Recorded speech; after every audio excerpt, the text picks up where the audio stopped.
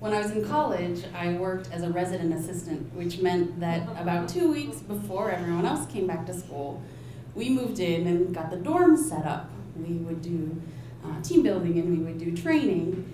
And we also would get freaked out at the idea that we were in this empty dormitory. So one of the things that we liked to do towards the end of that week was stay up really late and watch The Shining. For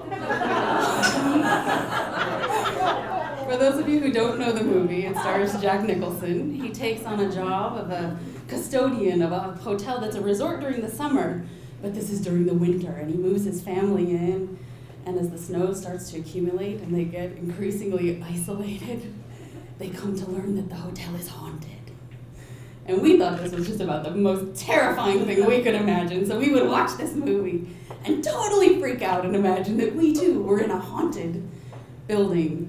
Now, you don't know me, so you don't know this about me, but I'm a chicken. I startle very easily. And I gained something of a reputation for being really fun to make scream during the screenings of The Shining, so much so that one year all the boys decided that they would prank me about the details of this movie. So, when the movie was screening, Brad left, and a few minutes later, Bert left, and then Devin left, and then Troy left, until suddenly I was watching the film by myself.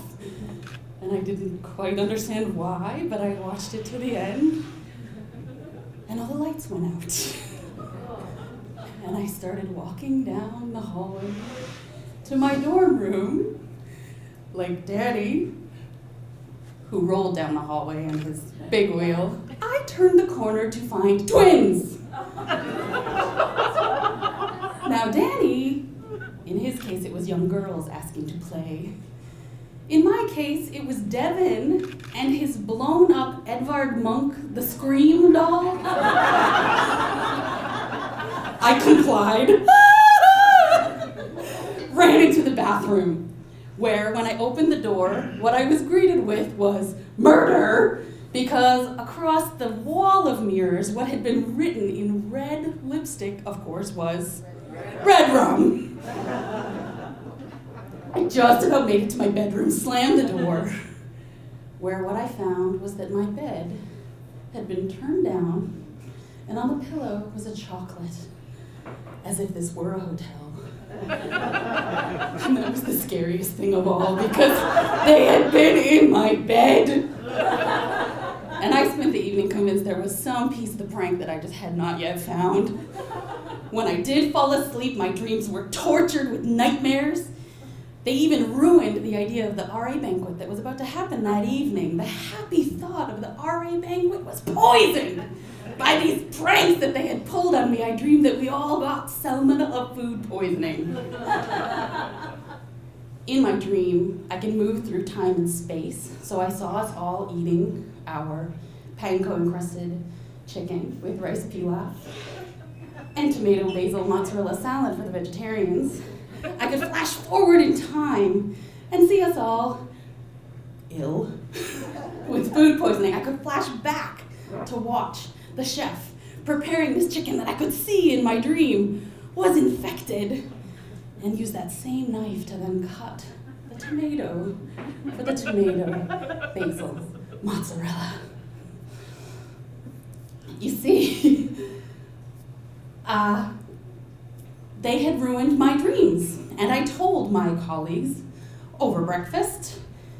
Truly a vividly descriptive dream, to be sure, but I don't think anyone would have remembered it or made anything of it if had not another hall director come over to our table as I was recounting this dream at breakfast to tell us, by the way, your hall director, he's not going to be able to be with you today for training. He's in the hospital.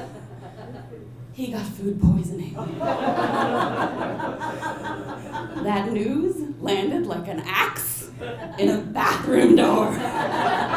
Everyone just looked at me. You see, what the fellow RAs at Yuma Hall didn't understand was that they had pranked the wrong girl. My mother tells me that it's because of our people, the Irish. We have the second sight. I don't know about this. What I do know is when I lived abroad in Latin America, sometimes small children would take one look at my red hair and my white skin, yell bruja, and run to their mothers. But what I do know is sometimes when I need it, I have the exact information that I need.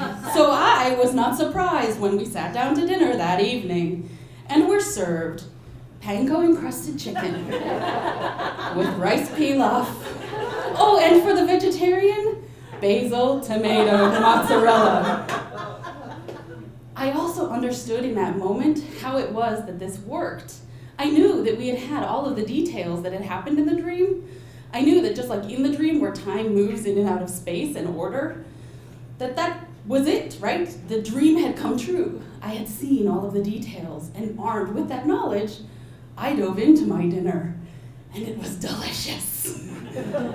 But none of the boys could eat. They just sat staring at me. A table full of growing boys who were starving could not eat a bite because all they could do was stare at the empty chair left by their fallen colleague. All that they could begin to do to try to express what had happened to them was figure out how to spell salmonella backwards and say to one another, Aleluya!